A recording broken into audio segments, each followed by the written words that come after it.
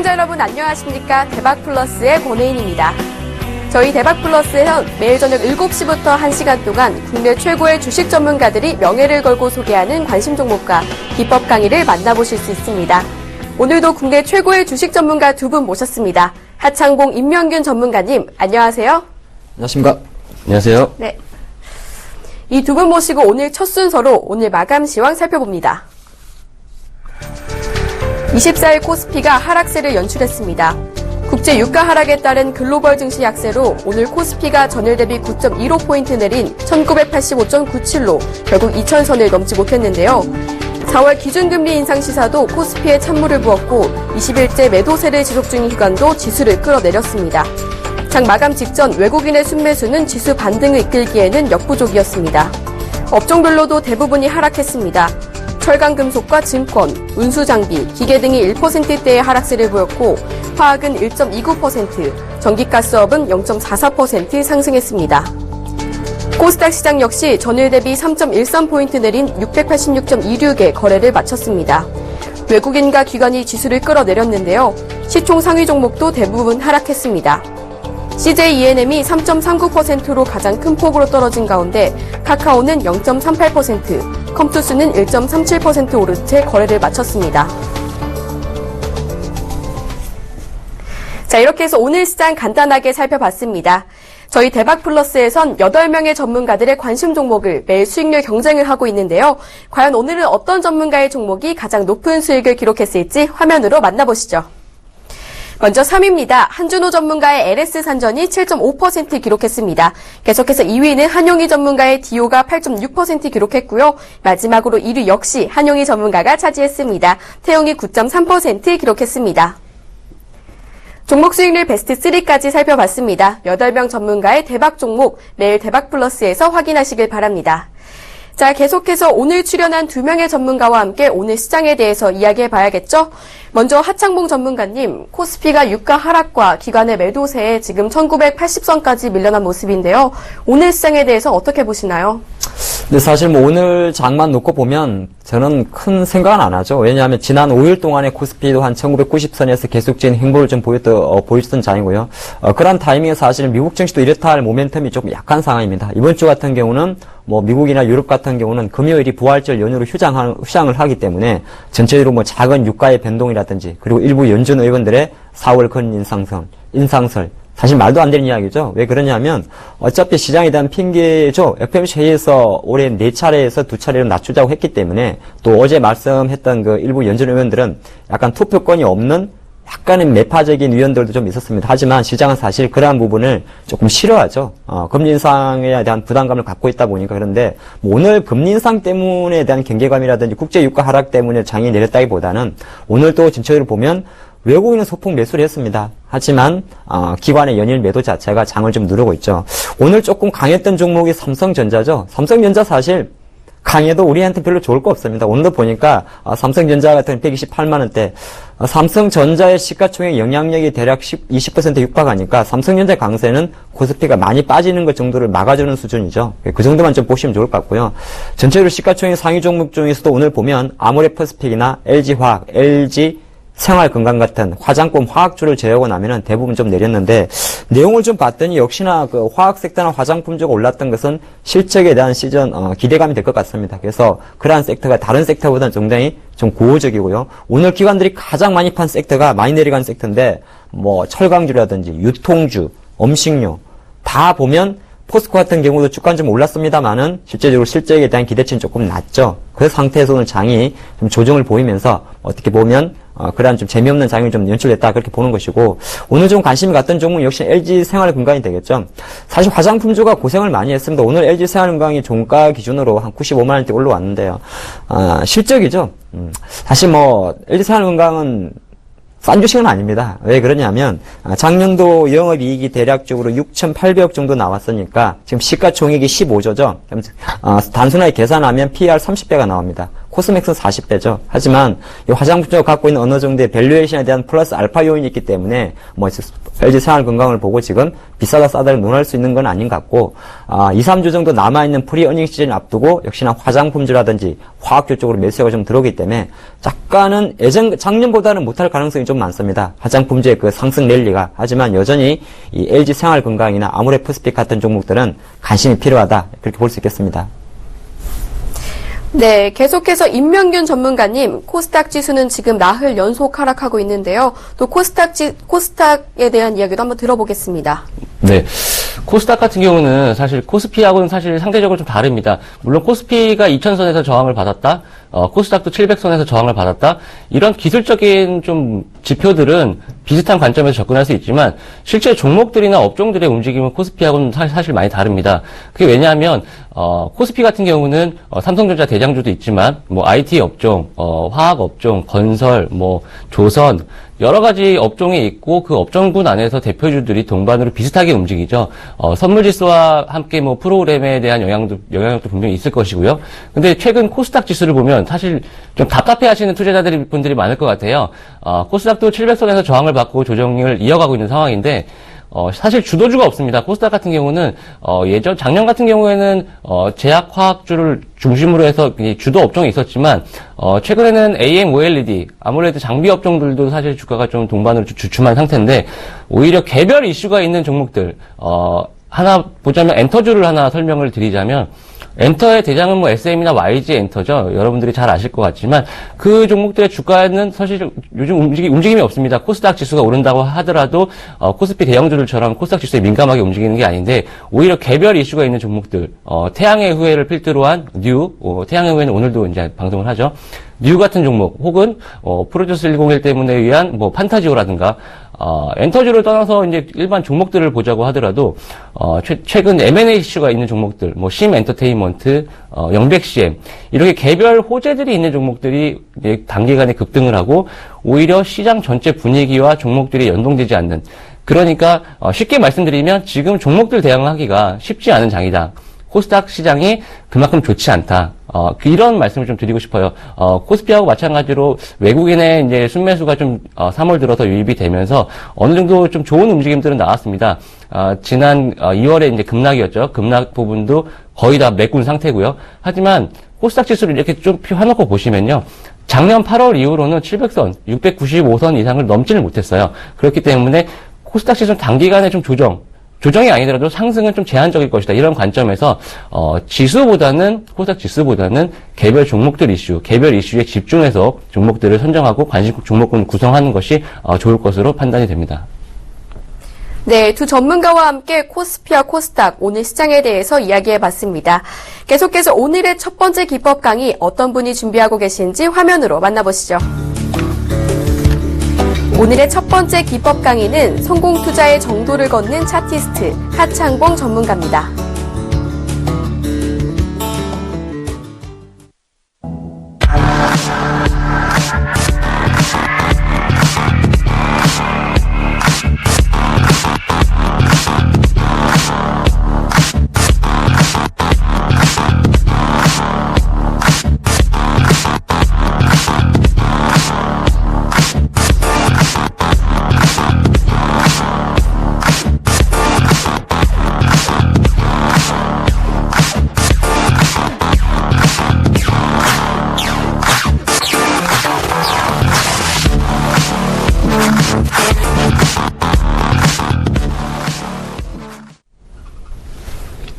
안녕하십니까, 하창봉입니다.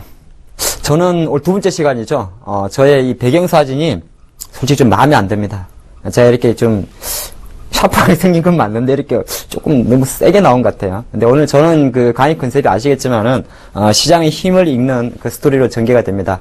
지난 시간에는 우리가 어떤 걸 봤죠?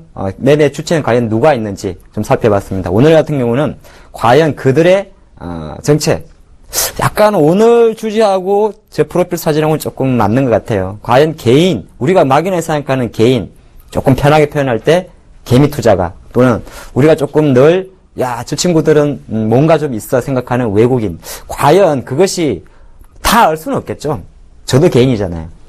다 알 수는 없지만은 한 가지 하나씩 조금 그래도 우리가 평소에 간과하면서 그냥 쉽게 넘어갔던 부분을 오늘 임팩 있게 체크를 해보도록 하겠습니다. 첫 번째, 오늘 볼 내용은요,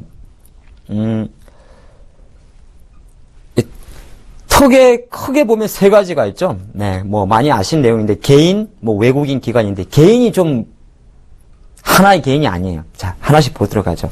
우리가 그냥 생각하는, 네, 우리 지금 시청자님도 되겠죠. 보통 그 순수 개인이 있습니다. 뭐, 개인이 오늘 만주 샀네 할 때 그 개인이 있고요. 근데 그 개인이 이제 자기가 위탁 계좌를 개설해서 매매하는 개인이죠. 네. 자기 하창봉이 계좌를 위탁해서 증권사에 개설해서 매매하는 것. 삼성전자 사볼까? 예, 그거 말하는 개인을 말하고, 랩이란 게 있죠. 많이 들어봤지만, 자문사에, 예, 랩 어카운트. 근데 이제 그, 일인명 같은 경우는, 자문형 같은 경우는 자기 명의로 되잖아요. 예, 그런 랩이 있습니다. 근데 같은 랩 개인이라도 우리가 투자 주체별로 볼 땐 좀 다르다는 거죠. 또 하나가 이제 외국인 개인도 있습니다. 외국인 개인은 뭐냐 보면, 그냥 이제 개인 중에서 그냥 외국인 기관이 아니라 한국에 와 있는 외국인 투자가 있지 않습니까? 여기는 이제 외국인 개인이 있죠. 뭐, 예를 들어서, 한국의 모 영어학원의 강사님들도 주식 하실 수 있잖아요. 예, 그런 개인을 말씀드리고, 우리가 이제 좀 좋게 좋지는 않아요, 솔직히 저는. 언론이 좀 잘못된 겁니다. 슈퍼개미. 사실 말이 슈퍼개미지, 그냥 돈 많은, 예, 조금 그러면 어떻게 보면 동경의 대상이지만은 자기의 이름을 팔아서 돈을 더 버는, 저는 너무 약간 좀 그렇게 봐요. 아니, 그렇게 돈 많고 잘했으면 자기 혼자 하지. 왜 굳이 어디 회사 지분 인수했다 해서 주가 올리고 하냐고. 물론 본인이 원해서 하진 않겠죠. 예. 사실 항상 그런 게 있지 않습니까? 이거는 주식을 떠나가지고, 돈을 좀 잘 버는 사람 주변에는, 냄새를 맡고 많은 사람들이 온다고 합니다. 그러다 보니까 본의 아니게 언론이, 시장이 이 슈퍼개미를 양성하는 거지, 그 어떤 진정한 개미들에는 슈퍼개미를 원치 않는다. 요거는 짚게 넘어가자고요. 혹시나 우리 TV를 보시는 분들이 슈퍼개미에 대한 환상을 갖고 있다면 차라리 그거보다는 조용하게, 예, 물론 저의 생각입니다. 자기만의 부를 축적하는, 예, 그런 게 좋은데, 일단은 어느 정도 이 개인 투자가면서 자금력이 큰 슈퍼개미가 있겠죠. 자, 외국인은 간단해 좀. 그냥 아까 말씀드린 바로 한국의 영어학원 강사를 하고 있는 순수 외국인이 있고요. 그리고 또 외국인을 찍게 되면은 외국계 창구를 통한 외국인이 있죠. 창구 개념입니다. 우리가 매매를 하다 보면 매수 창구, 매도 창구가 있지 않습니까? 단타 종목 같은 경우는 키움이나 미래에셋증권 이런 데가 많이 좀 그런 데고, 삼성전자 같은 경우는 많이 들어봤겠지만은 UBS라든지 모건 스탠리 이런 창구들이 나오지. 그 창구를 말씀드립니다. 그리고 외국인은 외국인인데, 원래 외국 사람들이 하면 우리가 보통 머리색이 우리랑 다르잖아요. 동양인은 약간 갈색. 예. 근데 외국 사람은 약간 금발색? 근데 이제 외국인인데 염색한 건 아닌데, 이 검은 머리가 있죠. 그러니까 얘는 외국인이 아닌 거죠. 어떤 사람? 이중 국적을 갖고 있는 투자가 있습니다. 미국 국적도 갖고 있고, 한국 국적도 갖고 있는 사람. 또는 한국인인데 미국 국적을 갖고 있는 사람. 즉, 머리 색깔 생김새는 저처럼 전형적인 동양인인데, 미국 국적을 갖고 있어 그 사람이 계산을 틀면 어떻게 되죠? 예, 국적이 USA로 나오면, 네, 외국인으로 잡히겠죠. 여기 이제 검은 머리. 많지는 않습니다. 이 친구들은 정치 영향력 크게 없어요. 그냥 지금은 이제, 외국인도 이렇게 좀 색깔이 있다는 걸 좀 정리해드리고요. 기관들이 중요해요, 기관들이. 기관은 왜냐면 다른 건 다 괜찮은 투자법을 동향에 보면 기관은 개자를 쓰지 않습니까? 합. 7개 기관이 총 나옵니다. 우리가 가장 많이 알고 있는 참 단기적인 성향, 별로 미덥지 않은, 네, 금융투자, 증권사가 있고요. 어떻게 보면 돈 좋고 매번 실적 좋고 적자 난다는 소리 한번 못 들어본 기관이 하나 있죠? 네. 그래요. 보험사입니다. 보험. 그리고 이제 펀드를 운영하는 투신사. 삼성자산운용, 미래에셋자산운용 투신이 있고, 우리가 많이 아는, 네, 은행이 있고, 4대 연금, 국민연금, 이런 것처럼 연기금이 있습니다. 네, 요렇게 이제 있는데, 일단 오늘 한번 분류를 한번 해봤고요. 그러면 한번 이 주식을 한번 보죠. 네, 텔콘이라는 종목입니다. 관심주도 아니고, 그냥 한번 보시죠. 네. 텔콘의 일봉인데요. 작년 11월 25일 날 한 6,530원 하던 게 지금 한 25,000원 합니다. 근데 이거를 잘 보면서 제가 왜 이 텔콘이라는 종목을 보여드리냐면, 기업 소개 안 해요. 이 기업 소개가 없어요. 그냥 올라가는 거니까. 근데 중요한 거는 차트를 보더라도 여러분이 지금 화면이 보이시잖아요? 이게 21선인데, 쭉 가지 않습니까? 이런 차트는 차트 기법 공부를 안 하셔도 됩니다. 왜 그러냐 하면, 이런 주식은 그림을 그려간다고 표현해요.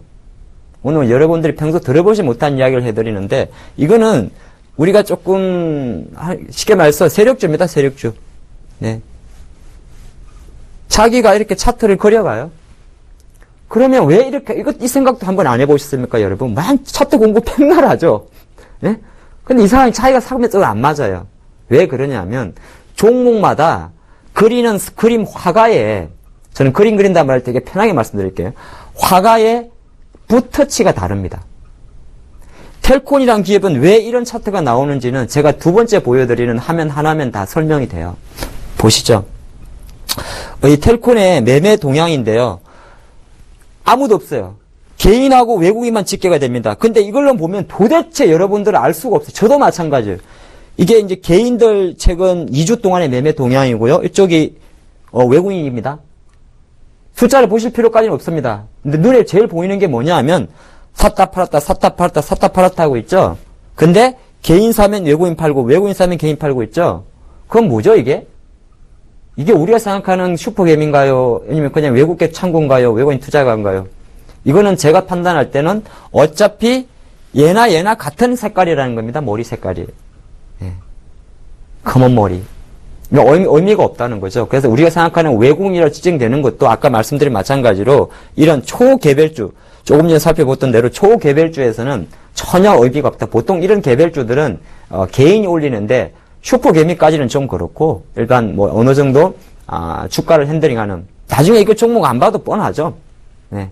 내가 너무 그런데요. 나중에 큰 하락이 오겠죠. 언젠가는. 이런 주식들이 제대로 갈 수는 없지 않겠습니까? 그래서 이런 거는 한번 우리가 체크를 해보겠고요. 자, 다음 종목을 한번 이제 좀 디테일하게 보도록 하죠. 외국인은 과연 그러면 어떤 스타일을 갖고 있을까? 네. 어떤 스타일? 한국 사람은 좀 마음이 급하고 외국 사람들은 느긋하고 뭐 그렇게 타지만 또 그 친구들도 보면 급한 친구가 있고 느린 친구 있지 않겠습니까? 네, 외국인 투자가들도 공격적인 투자가가 있습니다. 액티브한 투자가가 있어요.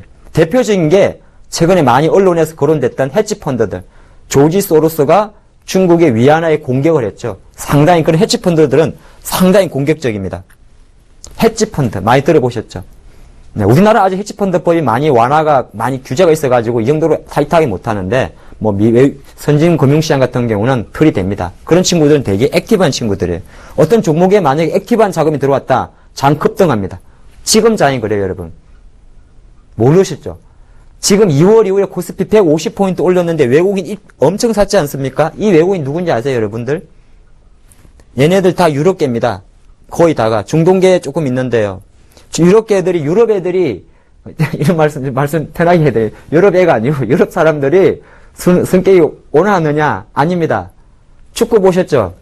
유럽 홀릭은 장난 아니에요. 즉, 지금 사실은 현재 장의 유럽 외국인들은 거의 다 유럽계인데, 한mon입니다. 유럽의 경기 부양을 하면서 유가가 오르다 보니까 유럽계 자금들이 지금 아시아 시장에 엄청 들어온 거죠. 그래서 이런 친구들은 공격적입니다. 그래서 지금 장이 급하게 올라왔던 거예요. 근데 공격적인 친구들은 막 밀다가 조금 쉬죠. 예. 그렇지만은 끝까지 들어옵니다. 그래서 지금 외국인 순매수는 이적된다 그렇게 보는 것이고, 방어형은 뭐냐면, 이제 약간 돈이 큰, 사실 제가 투자가로 치면 워런 버핏 같은 분은 약간 방어형이라 볼 수 있어요. 하잖아요. 코카콜라 사가지고 평생 코카콜라 드시잖아요. 예. 그러니까 약간 패시브라 그러는데요. 지수 연동형입니다. 좋은 주식을 사놓고 올라가면 올라가는. 예를 들어서, 최근에 포스코라든지 이런 기업에 들어왔던 자금들은 거의 다 패시브 쪽으로 보시면 좋을 것 같아요. 약간 천천히. 자꾸 내려가는데 사모으는 주식 있지 않습니까? 차트는 내리박는데, 내리박고 있는데 그게 외국인 매수가 들어오잖아요. 그 친구들은 공격적인 애들이 아니라 오히려 패시브한 애들입니다. 그런 게 있기 때문에, 이런 게 있고. 또 하나가, 이 친구들은, 굳이 시장만 따라가면 돼요. 예? 코스피가 10% 있는데, 걔네들 펀드 운용이 11%만 되면 그 펀드 매니저는 보너스를 받는 거예요. 이 친구들은 시장이 10% 올랐는 거하고 상관이 없어요. 시장이 10% 내려도 변명이 안 돼요. 시장 때문에 내 펀드 손실 났다고. 의미가 없습니다. 무조건 먹는 친구들. 그러니까 당연히 공격적이죠. 네, 그렇게 좀 정리할 수 있고, 약간 그 외국인 중에서 이런, 기관도 좀 비슷해요. 기관 같은 경우도 조금 우리나라 기관도 외국인만큼 공격적일 수는 없어요. 이유는 두 가지예요. 정년에 대한 불안감이 좀 많습니다. 예, 우리나라는 또 약간 성과주의다 보니까 좀 짧아요. 그래서 일단은 분류부터 좀 해드리면 우리나라도 공격적인 투자기관과 방어적인 기관이 있는데 조금 공격적이란 말은 거꾸로 보면 단기 성과를 내야 되는 구조겠죠. 어딜까요? 보험사일까요? 증권사일까요? 네, 증권사입니다. 금융투자. 이쪽은 되게 좀 공격적입니다. 투신사도 마찬가지, 연기금도 마찬가지입니다. 펀드 매니저들도 마찬가지예요. 1년 동안 평가 펀드 운영을 했는데 수익률이 안 좋으면 그냥 가치 없습니다. 그러다 보니 그 친구들이 최근에 2, 3월 달에 2000포인트에서 계속 파는 것도 알아. 안 팔아도 되는 거. 그럼 어떻게?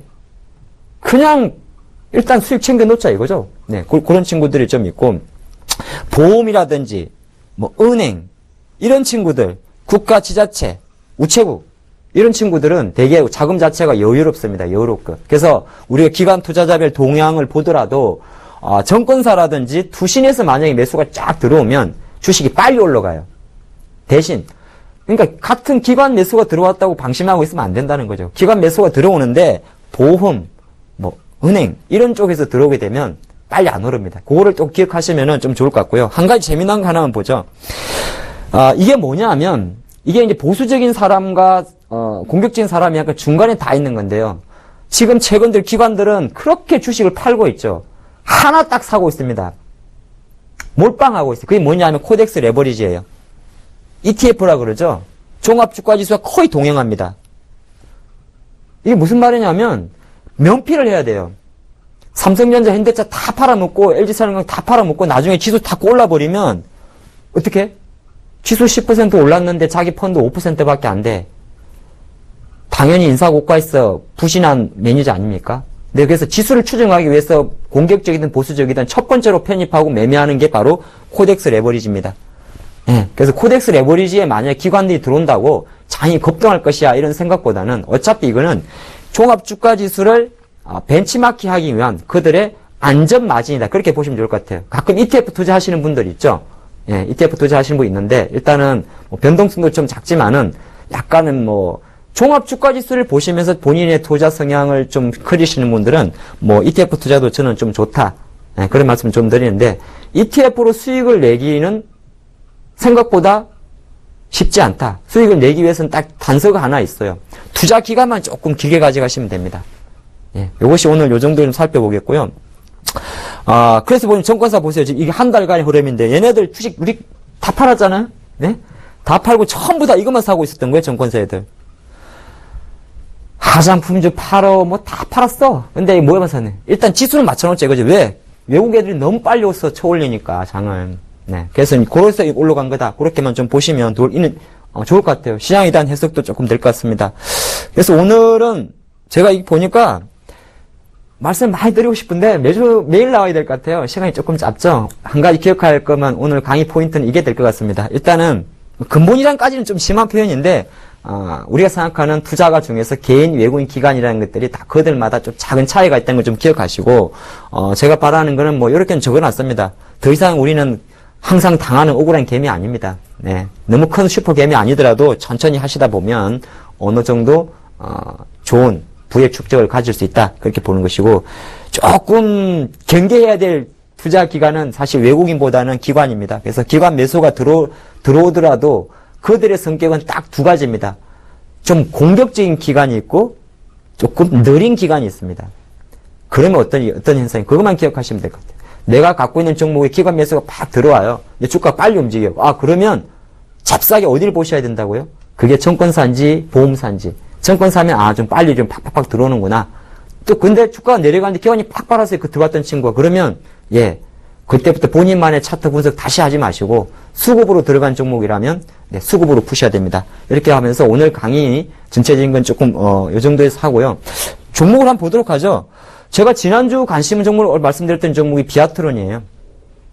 이게 참 26,000원 미만에서 한번 사보자 해서 한 화요일쯤에는 28,950원까지 갔던 것 같아요. 제가 3만 1차 목표가 드렸었는데 조금 빠졌습니다. 한 3일. 네, 오늘 가격은 한 26,650원 대면 아마 매수가 대비해서 한 2% 전일 가격이 있을 건데 전체적으로는 저는 그때도 말씀드린 26,450원에 대한 지지력 그리고 올레드가 어차피 4월 달 실적 시즌에도 많이 대세가 될 가능성이 많기 때문에 약간 적산병, 흑산병이라 그러죠. 예, 나와서 조금 기분은 안 좋습니다만은 여전히 저는 비아트로는 오늘까지도 그대로 보유 유지 의견을 하겠습니다. 자, 그래서 오늘 조금 소개시켜드릴 종목은 한세시럽이에요. 많이 아실 거예요. 예, 의류 회사죠. 우리나라 국내 최대 의류 OEM, ODM 회사입니다. 예, ODM인데 대표적인 그 파트너스는 글로벌 파트너스가 있죠. 이게 작년 가을에 엄청 올랐었어요, 한번. TPP 때문에. 그러면 잠깐 기억이 나실 거예요. TPP가 환태평양 경제무역협정이잖아요. 맞죠? 예, 좀 영어라서 좀 갑자기 좀 장문인데, 그러다 보니까 공장들이 거의 다가 동남아 쪽에 있습니다. 과테말라, 사이판, 베트남. 그러니까 그쪽에서 생산해가지고 어디로 팔죠? 네, 미국으로 팝니다. 그래서 주요 파트너스들은 뭐 보통 젊은 친구들이 좀 많이 입어요. 아베크롬비치, 나이키, 갭, 이런 브랜드가 있습니다. 그래서 전체적으로 보면 환율 상승의 수혜주가 되고, 당연히 지난해에도 사상 최대 실적이 나왔습니다. 네, 올해도 거의 예상이 되는데, 차트를 한번 보실까요?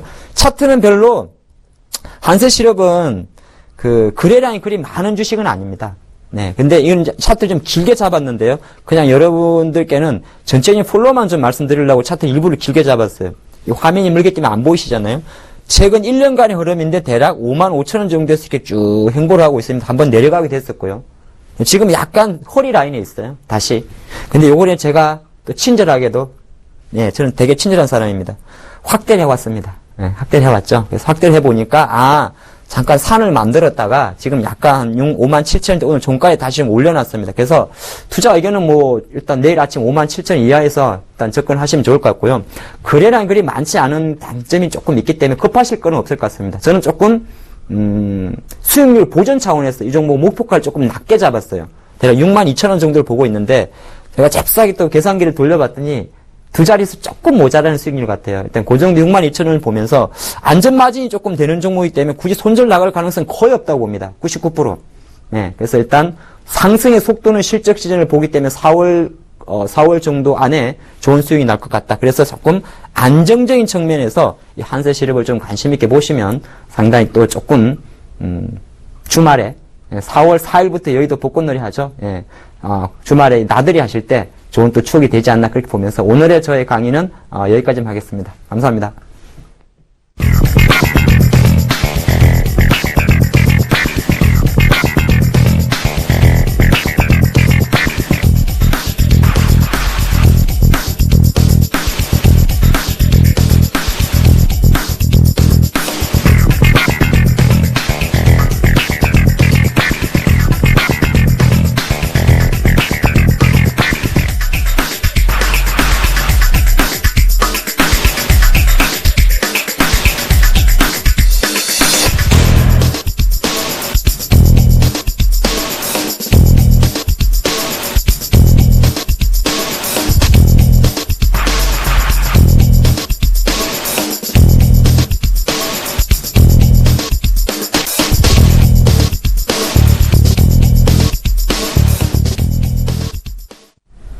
네, 하창봉 전문가의 시장의 힘을 읽어라 강의 잘 들어봤습니다. 관심 종목으로는 한세시럽 언급해 주셨습니다.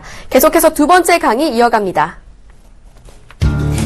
두 번째 기법 강의의 주인공은 차트에서 맥을 짚는 고수 임명균 전문가입니다.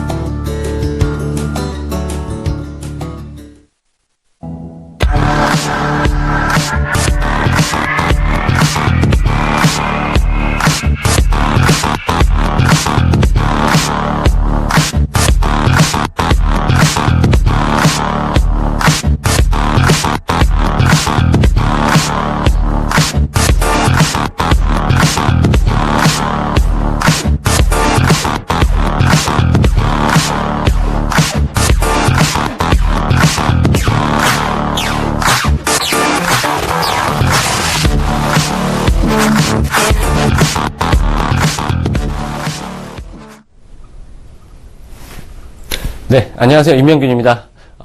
저는 이제 보조지표를 설명을 드리고 있는데요. 지난주죠? 지난주 첫 시간 같은 경우는 가장 기본적인 이동평균선에 대해서 우리가 공부를 해봤는데, 사실 재미없죠? 이동평균선 모르는 사람이 없잖아요? 그렇지만, 지난주에 제가 설명을 했고, 또 무료 방송에서 말씀을 드린 대로, 충분히 잘만 활용한다면, 훨씬 더 우리가 익히 알고 있는 개념보다 더 잘 활용할 수 있다. 그런 관점에서 생각하시면 될 것 같고요. 오늘은 조금 더 어려워졌습니다. 오늘의 보조 지표는 볼린저 밴드입니다. 볼린저 밴드. 자, 볼린저 밴드인데요. 제가 개인적으로는 저는 사실 뭐 보조 지표를 주로 무조건 대입해서 보조 지표에서 매수 시그널이 나왔을 때 이건 매수다. 매도 시그널이 나와서 이건 매도다. 무조건 이렇게 단순하게 판단하지는 않아요. 그렇지만 개인적으로는 볼린저 밴드는 상당히 좀 신뢰를 합니다. 왜냐하면 이것이 확률에 근거됐기 때문인데요. 주식도 어차피 확률 싸움이에요. 그렇죠? 제가 한 말씀 좀 시작하기 전에 말씀을 드리자면 어떤 분들은 무당을 찾아가서 내가 어떤 종목을 매수하면 좋을까 이런 걸 물어보기도 한다고 합니다. 혹은 차트를 보고 이거 느낌이 좋아. 뭔가 재료가 나올 것 같아. 혹은 급등을 막 하고 있는데 여기서 더 갈 것 같아. 이런 감에 의지하는 투자들이죠. 이런 것들은 사실 성공 확률을 높이기가 어렵습니다. 주식시장에서는 상당히 많은 변수들이 있어요. 오히려 지수 흐름 자체를 여러분들이 좀 살아있는 생명체라고 보고 접근하시는 게 맞아요. 그렇기 때문에 우리가 하나하나 예측, 어떤 시황에 따라서 아니면 차트, 기본적 분석이든 기술적인 분석이든 하나하나 예측을 하면서 확률을 높여가는 거지 이것이 무조건 이퀄 공식이 된다? 그렇게 생각하시면 안 된다는 관점을 먼저 말씀을 드리고 싶고요. 자, 볼린저 밴드입니다. 볼린저 밴드는 여기 이제 정의인데요. 일정 기간 가격의 편차를 나타내는 그래프로서 상단 밴드, 하단 밴드, 중심선으로 구성이 되어 있습니다. 가격의 편차를 나타내 준다. 궁금하죠? 다음으로 한번 넘어가 보도록 할게요. 자, 그래서 중간선, 상단 밴드, 하단 밴드 이렇게 구하는 공식을 제가 말씀을 드렸습니다. 일단 중간선 같은 경우는 그냥 이동 평균이에요. 이동 평균선. 우리가 지난주에 공부했던 5일, 20일, 60일, 120일 이동 평균선인데 보통은 우리가 이제 HTS의 이제 차트를 이제 여시면요. 지표를 추가하기를 눌러서 볼린저 밴드를 눌렀습니다. 그러면 선이 띵 3개가 나와요. 그러면 그 3개 중에 말 그대로죠. 중간에 있는 선이 중간선이라고 보시면 돼요. 그래서 보통은 처음에 키면 대부분의 HTS가 21일 이동평균선이 중간선으로 설정이 되어 있습니다. 아무래도 20일 이평선을 기본적으로 많이 좀 신뢰하는 부분이 있기 때문에 21선이 보통 주로 중심선으로 작용이 되고 있고요. 상단 밴드 같은 경우는 중간선에 플러스 2면 아마 22일 정도 되겠죠. 22일. 그 다음에 곱하기 표준 편차입니다. 여기서 좀 어려운 개념이 나와요. 사실 저는 이제 경영학과 출신은 아니고요. 공대 출신입니다. 그렇기 때문에 좀 숫자에 좀 민감하고 좀 강한데요. 오히려 좀 주식시장에서 그래서 저는 오히려 더 성공 확률을 더 높였던 부분이 제가 공대 출신이 아니라서 그럴까 그런 생각도 했는데 일단 표준 편차를 알기 위해서는 간단하게 개념만 체크를 해드릴게요. 수학이 아니니까 오늘은 우리가 이제 이동 평균선은 그냥 단순 평균입니다. 단순 평균인데 여기에 이제 분산이라는 개념을 넣고 분산이라는 개념에서 표준 편차까지 넣는다면 이것이 완성이 되는데 간단하게 이제 말씀을 드릴게요. 우리가 20일 평균하면 단순히 이제 모아서 나누기 20 하면 되는데 분산은 거기에 각각 제곱을 합니다. 결국에 뭐냐면 데이터가 500개, 1000개, 2000개 많아질수록 그걸 일일이 다 계산하기가 어렵다는 얘기죠. 그래서 상단 밴드와 하단 밴드 구하는 결과 값이 크다면, 표준 편차가 크게 난다면 그때는 변동성이 심하다고 보시면 되고 결과값이 작다. 그럼 변동성이 작게 보시면 되는데 일단 여러분들이 처음부터 너무 어려워하실 것 같아서 그림을 먼저 보면서 차트를 보면서 설명을 해드릴게요. 자, 일단 이동평균선은 뺐습니다. 아무래도 보통은 이동평균선에 볼린저 밴드를 동시에 추가를 해서 약간 색깔을 다르게 한다거나 두껍게 한다거나 이렇게 조절을 해서 보시는데 이동평균선을 뺐어요. 왜? 오늘 볼린저 밴드 공부하는 날이니까. 그래서 이게 녹색이 바로 중심선입니다. 녹색이 중심선이고 아까 설명드린 대로 20일 이동평균선이라고 보시면 되겠죠. 그리고 위에 주황색이 상단 밴드, 이것이 상단 밴드, 그리고 아래가 하단 밴드입니다. 자, 이렇게 보면 어떤 게 보이시나요? 가장 크게. 일단 중심선은 이동평균선이라고 치고 이런 캔들의 움직임, 주가의 움직임이 있는데 바로 딱 보이는 게 하나가 있죠. 상단 밴드와 하단 밴드가 거의 대칭으로 움직이게 됩니다. 대칭으로. 그렇죠. 그것의 이제 사전적인 의미는 표준 편차 안에 있지만, 그것은까지 아실 필요는 없을 것 같고, 대칭해서 움직입니다. 그리고 또 하나의 특징이 뭐가 있죠? 바로 동시에 중심선에 가까워졌다가 동시에 멀어졌다가 가까워졌다가 이런 파동을 띠고 있다는 점입니다. 일단 제가 여기서 간단하게 이제 두 가지 개념을 알려드릴 건데요. 일단 볼린저 밴드를 활용하는 가장 쉬운 팁. 첫 번째 팁은 이 밴드가 결국 평균 편차라는 얘기입니다. 그래서 주가가 이런 밴드를 밑으로 내려갔을 때 이격이 커진다는 얘기죠. 그렇죠? 그리고 반대로 이 밴드를 위로 이렇게 상단을 돌파했을 때 평균 변동성보다 주가가 좀 과도하게 움직였다. 그렇기 때문에 거기가 고점 내지는 저점이 될 가능성이 높다. 그래서 주가가 하단 밴드에 오면 이것은 매수 타이밍으로 보통 보는 경우가 많고요. 상단 밴드에 걸리는 경우에는 매도 타이밍으로 보는 경우가 많은데 이건 뭐 이동평균선하고 똑같습니다. 이동평균선도 지지가 되면 지지선이 되고 반대로 저항을 받을 때 저항선이 되는 것처럼 이 각각 세 개의 선들이 지지선이 됐다가도 저항선이 됐다가도 지지선이 됐다가도 저항선이 되는 좀 어렵죠. 그런 부분에 대해서는 여러분들이 하나하나 물론 다 공부할 수는 있습니다.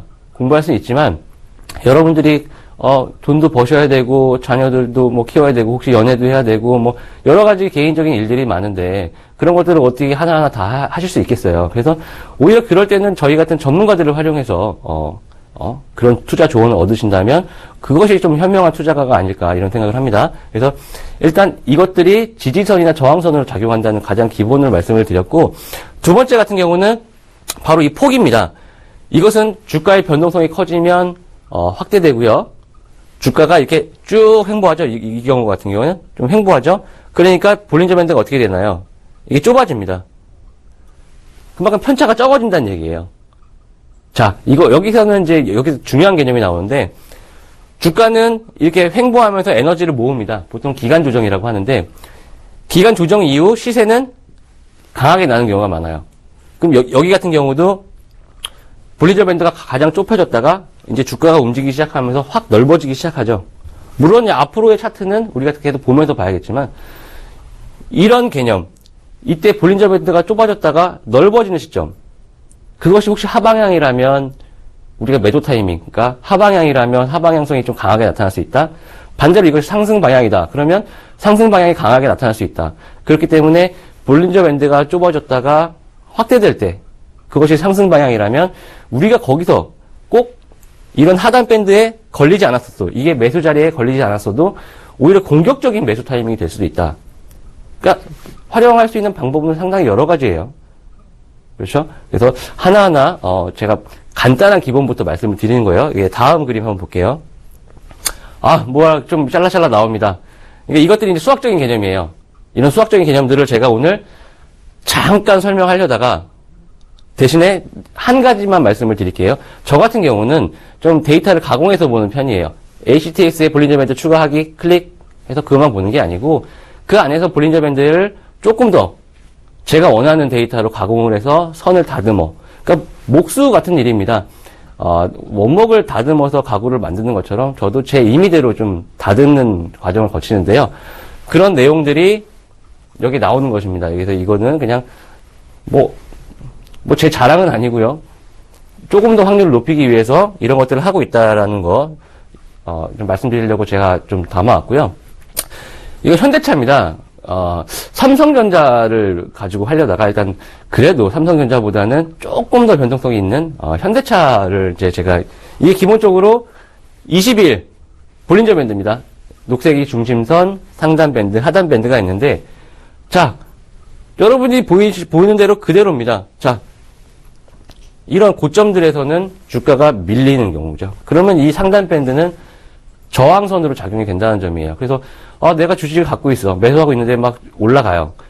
언제 팔아야 되지? 그래서 우리가 지난주에 배운 건 이동평균선을 활용한다면 이동평균선이 데드크로스 된다거나 혹은 이동평균선을 종가상으로 이탈한다거나 이럴 때가 매도 타임이 될 텐데 그러면 이미 좀 이탈해버리면 주가가 이미 낮아져 있는 상태가 아니냐. 좀 미리 할 수는 없을까. 그래서 볼린저 밴드 같은 경우는 이제 볼린저 그분이 잘 만드셨어요. 실제 볼린저라는 사람이 개발해서 볼린저 밴드입니다. 이렇게 올라가고 있을 때 여기서 매도 매도 시그널을 준다는 거죠. 그렇죠? 그러면 우리가 조금이라도 더 고점에서 매도를 할 수 있게 되는 이런 좋은 좀 지표라고 보시면 돼요. 그래서 간단하게 활용하는 방법입니다. 뭐 이게 빠질 때는 이런 것들이 지지 라인이 되기도 하고요. 반대로 아까 이런 횡보 구간에서 볼린저 밴드가 줄어들었다가 다시 확산될 때, 이럴 때는 방향성이 강하다. 이런 기본 개념 정도 알고 계시면 될 것 같은데, 이건 뭐 많이 달라졌죠. 이거 똑같이 이 주가는 똑같아요. 똑같이 현대차입니다. 그렇지만 달라진 거 하나 있다면 아까 제가 그런 공식들을 자세하게 말씀 안 드렸지만 제가 좀 가공을 했어요. 이것도 볼린저 밴드입니다. 어떤 차이가 있느냐? 대신 이평선 이 움직임이 좀 덜하죠? 밋밋하죠? 그래서 여기 보시면 중심선이 122다.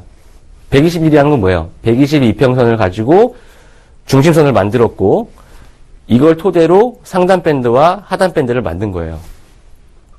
그럼 이건 무슨 차이가 있느냐? 아까 21과 120. 여기서 나타나는 그대로입니다. 우리가 어떤 단기 투자자와 장기 투자자가 있을 때 단기 투자자들은 매도 시점을 좀 빨리빨리 찾아야 돼요. 그렇죠?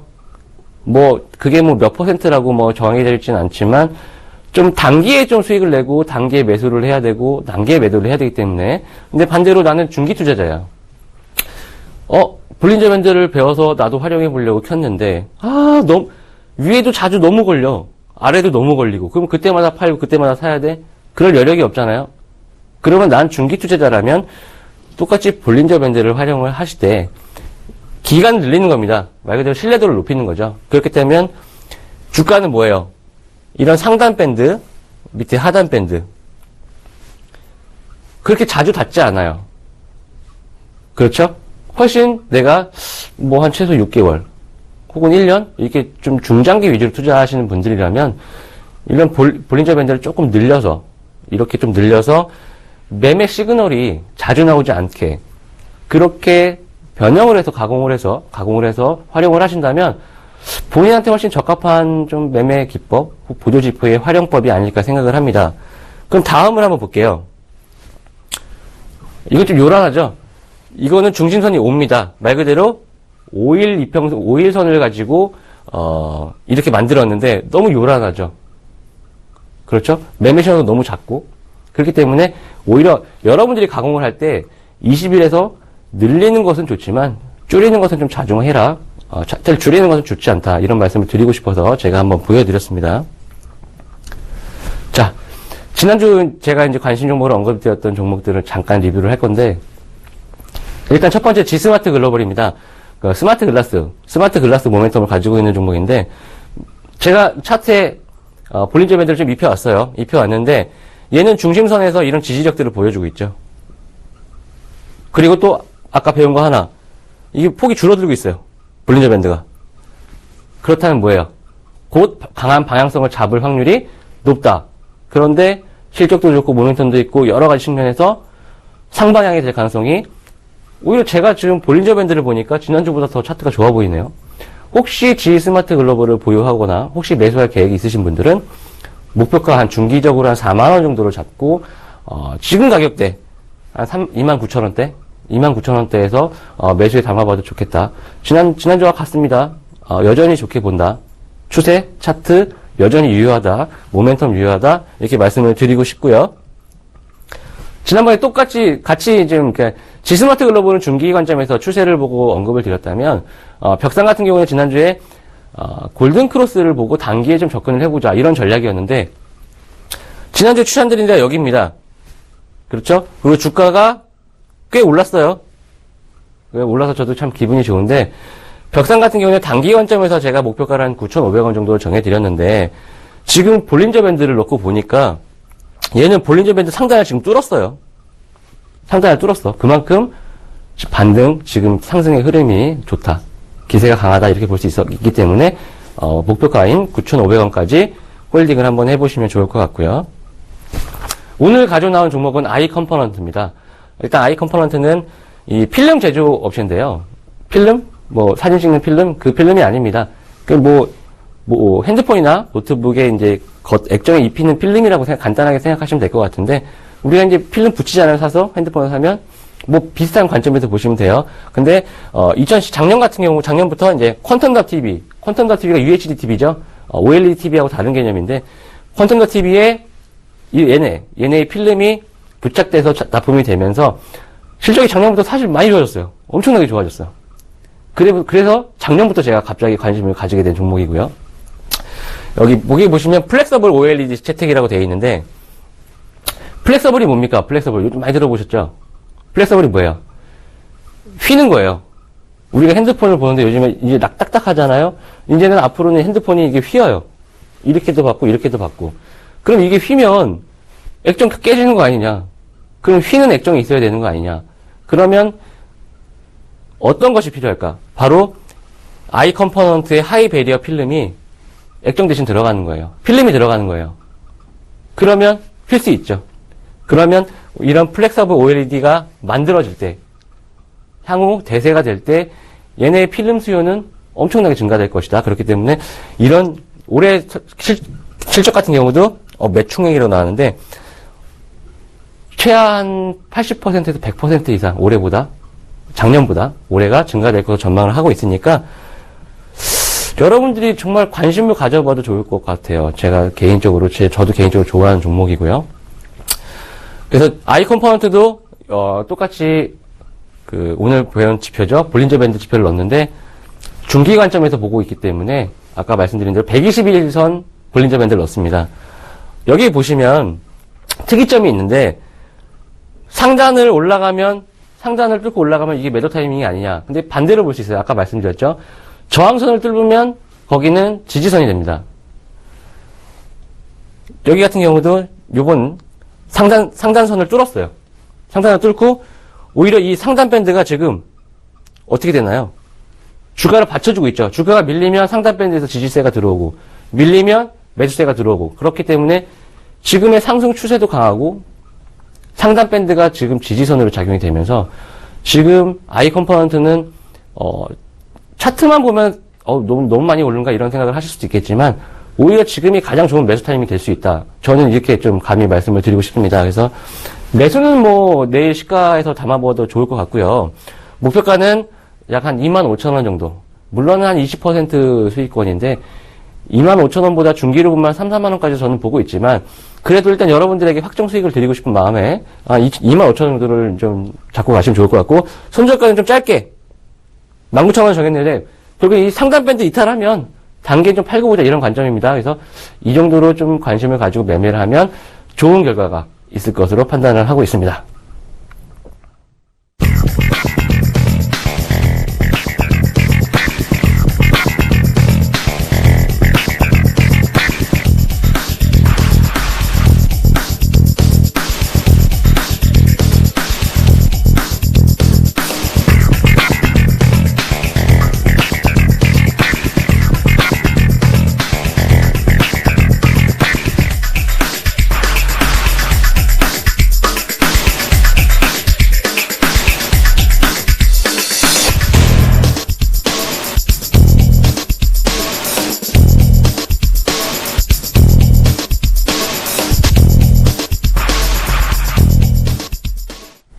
네, 임명균 전문가의 보조지표 강의 잘 들어봤습니다. 관심 종목으로는 아이 컴포넌트 언급해 주셨습니다. 네, 오늘 출연한 2명의 전문가가 제안하는 관심 종목과 기법 주목하시면 좋을 것 같습니다. 저희 대박플러스에서는 방송에서 미처 하지 못한 이야기를 위해 무료 공개 방송을 준비했는데요. 임명균 전문가님, 오늘 무료 방송 있으시죠? 네. 제가 오늘 좀 볼린저 밴드를 소개해드리면서, 볼린저 밴드와 궁합이 잘 맞는 여러 가지 지표들이 있어요. 그런 것들과 좀 같이 보면 좋을 것들이 있었는데, 사실 시간이 조금 짧았어요. 개인적으로 좀 아쉬운 부분이 있었는데, 이런 것들은, 이따 밤 9시에 무료 공개 방송을 오시면 제가 충분히 좋게 설명을 해드릴 수 있도록 노력을 하겠습니다. 네, 임명균 전문가가 잠시 후인 밤 9시부터 10시까지 무료 방송 준비했으니까요. 많은 관심과 참여 부탁드립니다. 네, 저희 대박플러스 준비한 순서는 여기까지입니다. 오늘 우리 시장 코스피와 코스닥 시장 모두 파란불로 마무리했는데요. 내일은 더 빨간불로 가득했으면 좋겠습니다. 저희는 내일 이 시간에 다시 찾아뵙도록 하겠습니다. 시청해주신 여러분 고맙습니다.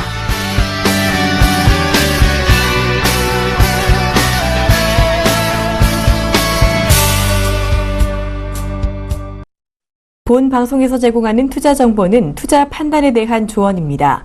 방송에서 제공하는 주식의 가치, 가격 상승 및 가격 하락에 대해서는 방송사에서 보장하지 않습니다.